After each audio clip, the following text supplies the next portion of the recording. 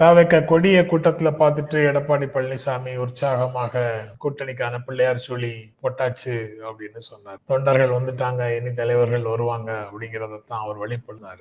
ஏன் அப்படி உற்சாகம் அடைவதற்கு, புலகாங்கிதம் அடைவதற்கு, கூக்குரல் இடுவதற்கு என்ன அவசியம்? ஆனா அவர் அப்படிதான் வெளிப்பட்டாரு. அதுக்கு பிறகு ராஜேந்திர பாலாஜி பேசுறாரு, கூட்டணி வரும்னு. உதயகுமார் பேசுறாரு, வாங்க பவன் கல்யாண் மாதிரி ஒரு முடிவை எடுங்கள், துணை முதலமைச்சராக நீங்கள் இருங்கள் அப்படின்னு சொல்லி கூப்பிடுறாரு. நீங்க இங்க வரலன்னா உங்களை ஆண்டவனால கூட காப்பாற்ற முடியாது, திமுக மீண்டும் ஆட்சிக்கு வந்ததுன்னா நீங்க இருக்கிற இடம் தெரியாம போயிடுவீங்க அப்படின்னு அவங்கள சொல்றாங்க. அதிமுக எப்படி இருக்கும்?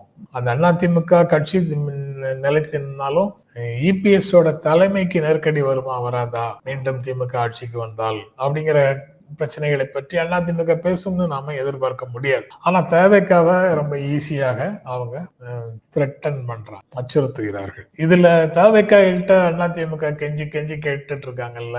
இந்த நேரத்துல எனக்கு நேற்று தி ஹிந்து ஆங்கில நாளிதழ்ல சுரேஷ் ஒரு கட்டுரை எழுதியிருந்தாரு. அதுல ஜெயலலிதா முன்னாடி சொன்ன ஒரு விஷயத்தை கோட் பண்ணிருக்கு. அதாவது instant copies can be made, can be produced, instant leaders cannot be produced அப்படின்னு. அதாவது உடனடியாக காஃபி தயாரிக்க முடியும், ஆனா உடனடியாக தலைவர்களை தயாரிக்க முடியாது. ஓவர் நைட்ல, ஒரு நாள் இரவுல சாம்ராஜ்யங்கள் கட்டப்படுவது இல்லைன்னு சொல்லுவாங்க. ஒரு நாள் இரவுல தலைவர்களும் உருவாவது இல்லை. தலைவர்கள் உருவாவதற்கு அவர்களுக்கு நிறைய அனுபவங்கள் தேவைப்படுகிறது.